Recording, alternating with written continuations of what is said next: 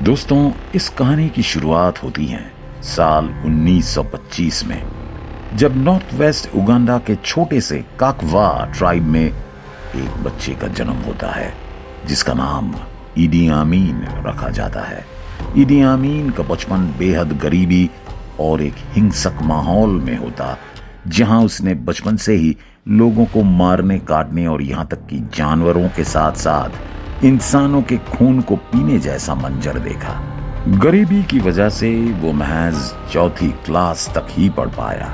उसकी माँ ने अकेली ही उसकी परवरिश की, लेकिन शायद उन्हें ये नहीं पता था कि उनका बेटा एक दिन हैवानियत की वो हद पार कर देगा जिसकी कोई कल्पना भी नहीं कर सकता। ईदी आमीन का बचपन उस दौर में गुजरा जहां कुछ अन्य देशों की तरह उगांडा भी अंग्रेजों का गुलाम था। छोटे मोटे काम करते हुए वो बड़ा हुआ और करीब 20-21 साल की उम्र में उसने ब्रिटिश मिलिट्री ज्वाइन कर लिया और एक असिस्टेंट कुक की पोजीशन पर काम करने लगा। अच्छी कदकाठी होने की वजह से ब्रिटिश मिलिट्री में उसे एक सोल्जर के रूप में ट्रेनिंग दिया गया और इस दौरान उसने ब्रिटिशर्स के अंदर मिलिट्री बॉक्सिंग, स्विमिंग और रग्बी की ट्रेनिंग ली। ब्रिटिशर्स को ऐसा सैनिक चाहिए था जो बिना किसी सवाल जवाब के उनके हर एक ऑर्डर्स को फॉलो करें, और ईदी आमीन ने ठीक वैसा ही किया। उसने अपने ही लोगों को मारना शुरू किया और यहां तक कि अफ्रीकन पर अपना दबदबा बनाए रखने के लिए उनकी मदद भी की।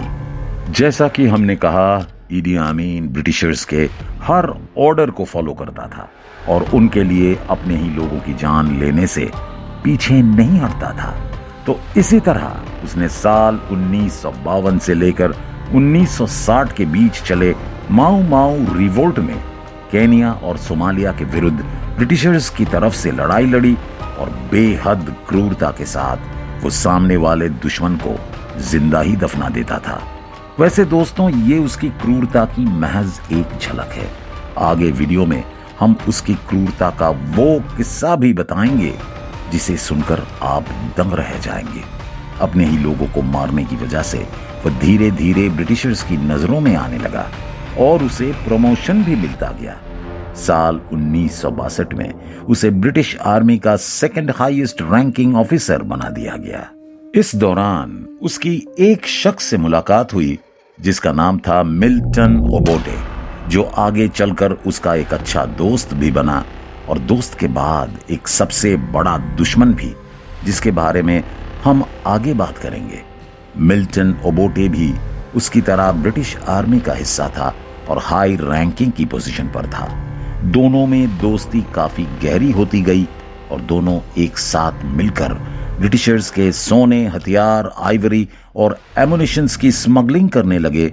और जब तक कि ये बात ब्रिटिशर्स को पता चलती तब तक काफी देर हो चुकी थी। दोनों ही इतने क्रूर थे कि उनके बीच जो कोई भी आता उसे जान से मार देते थे। वो पूरी तरह से अपने पावर का गलत फायदा उठाने लगे। 9 अक्टूबर साल 1962 को ब्रिटिशर्स द्वारा उगांडा को स्वतंत्र कर दिया गया और मिल्टन ओबोटे को युगांडा का प्रेसिडेंट, जबकि ईदी आमीन को commander in chief of all armed forces बना दिया गया।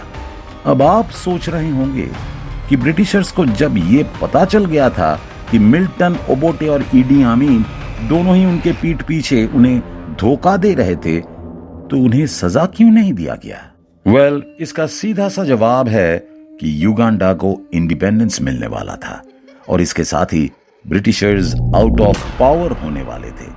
इसके अलावा युगांडा को लीड करने के लिए इन दो लोगों के अलावा कोई तीसरा केपेबल इंसान नहीं था। लिहाजा ना चाहते हुए भी ब्रिटिशर्स को इन्हें माफ करना पड़ा और युगांडा देश को संभालने की जिम्मेदारी भी सौंपनी पड़ी। वीडियो में आगे बढ़े तो यहां से दो दोस्त के बीच में दुश्मनी का जन्म होने वाला था। एक साथ काम करने वाले दो दोस्त अचानक पावर और पैसों के मामले में दो अलग अलग पोजीशन पर हो गए थे। ईदी आमीन को यह बर्दाश्त नहीं होता था कि उसका दोस्त पैसे, पावर के मामले में उससे ज्यादा आगे रहे। इन दोनों के बीच अब दुश्मनी का बीज फूट चुका था। दोनों ही एक दूसरे के खिलाफ साजिश रचने लगे। इदी अमीन ने ओबोटे के खिलाफ एक पूरी आर्मी को खड़ा करना शुरू कर दिया, जो इसके साथ मिलकर ओबोटे को जान से मारने के लिए तैयार हो गए। हालांकि जब इस बात की भनक प्रेसिडेंट ओबोटे को लगी, तब उसने फौरन एक्शन लेते हुए इदी अमीन को डिमोट कर दिया, यानी कि उसकी रैंकिंग को कम कर दिया। इदी अमीन, जो commander in chief of all armed forces था, अब commander in chief of army हो गया। अगर आपको लग रहा होगा कि ईदी शांत हो गया होगा, तो आप बिल्कुल गलत हैं। ओबोटे के इस हरकत के बाद ईदी का गुस्सा अब 7वें आसमान को छूने लगा। अब उसे प्रेसिडेंट का पद और ओबोटे की मौत, ये 2 सपना पूरा करना था। ईदी अपने इन 2 सपनों को पूरा करने के रास्ते पर चल पड़ा। वो लोगों के बीच जाकर कनेक्शन बनाने लगा और लोगों का विश्वास भी जीतने लगा। धीरे धीरे वो आम जनता के बीच काफी लोकप्रिय हो गया। दोस्तों, 25 जनवरी साल 1971 को Commonwealth heads of government meeting के लिए जब ओबोटे सिंगापुर चला गया, तब इस मौके का फायदा उठाते हुए उसके पीठ पीछे इदी अमीन ने अपना साम्राज्य खड़ा करना शुरू कर दिया। जी हाँ, उसने खुद को युगांडा का प्रेसिडेंट घोषित कर दिया।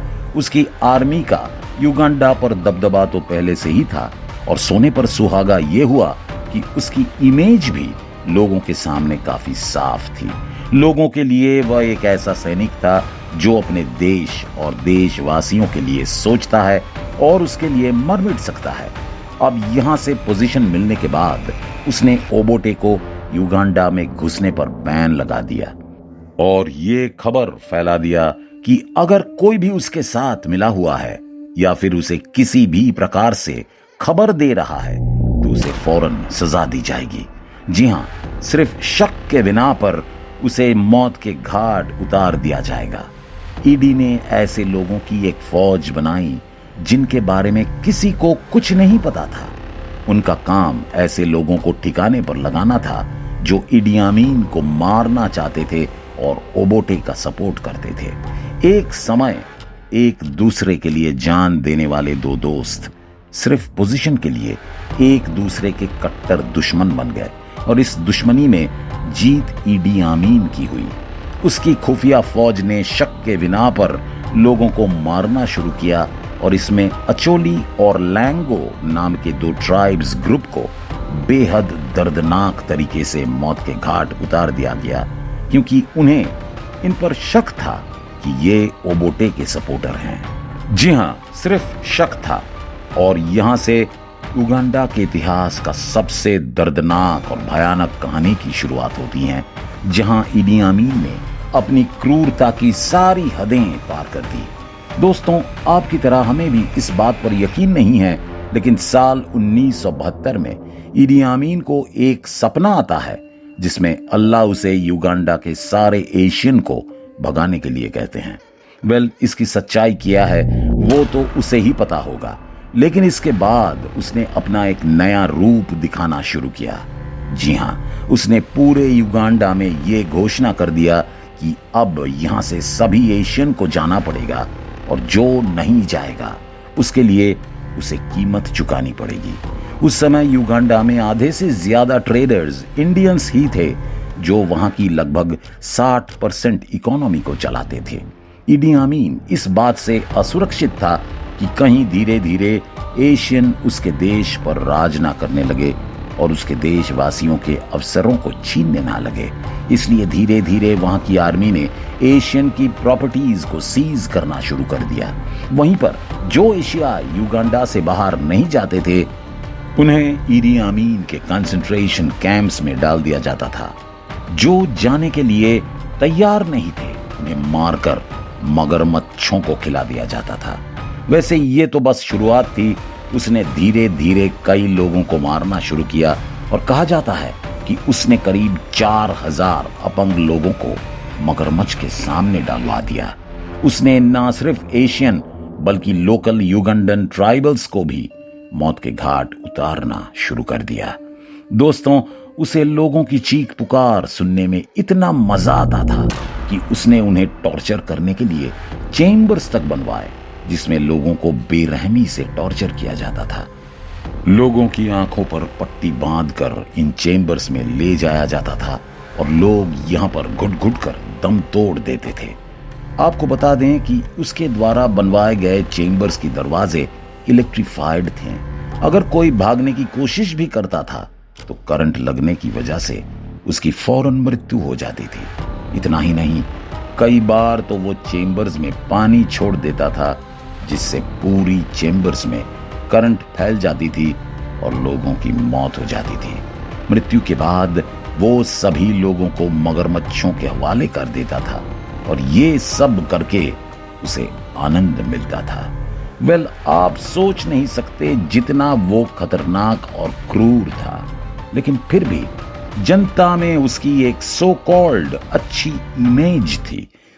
आप उसकी क्रूरता का अंदाजा इस बात से लगा सकते हैं कि उसने बनवाए हुए चेम्बर्स में करीब 5 लाख लोगों को मौत के घाट उतारा था।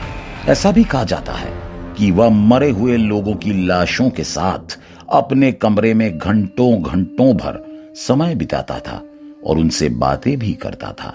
वह उन लाशों के साथ सो भी जाता था और इसके बारे में किसी को भी खबर नहीं होती थी, क्योंकि उसका ये कमरा एकदम गुप्त था। ये राज तब खुला जब उसकी 5वीं पत्नी गलती से उसके इस गुप्त कमरे में गई। उसने वहां पर जो देखा वो दिल को दहला देने वाला मंजर था और जिसे वो कभी नहीं भूल पाई। कहा जाता है कि उसके कमरे में कटे हुए सर, हाथ, पैर और शरीर के कई ऑर्गन भी रखे हुए थे। हालांकि धीरे धीरे ये खबर बाहर आने लगी और आम जनता के बीच उसकी इमेज भी खराब होने लगी। पावर में रहने के लिए उसने तंजानिया पर हमला किया, पर उसे करारी हार मिली और उसके बाद वो लीबिया भाग गया, फिर सऊदी अरब भी गया, जहां ऑर्गन फेलियर की वजह से 16 अगस्त साल 2003 को उसकी मृत्यु हो गई और इस तरह एक क्रूर डिक्टेटर का अंत हो गया। वैसे इसके बारे में आपकी क्या राय है, कमेंट करके जरूर बताएं। बाकी उम्मीद करते हैं कि ये जानकारी आपको अच्छी लगी होगी। अगर वीडियो अच्छी लगी हो तो इसे लाइक और शेयर जरूर करें और इसी तरह की इंफॉर्मेटिव वीडियो देखने के लिए हमारे इस चैनल को सब्सक्राइब भी करें। फिलहाल के लिए इस वीडियो में बस इतना ही। मिलते हैं किसी अन्य इंफॉर्मेटिव वीडियो के साथ। धन्यवाद।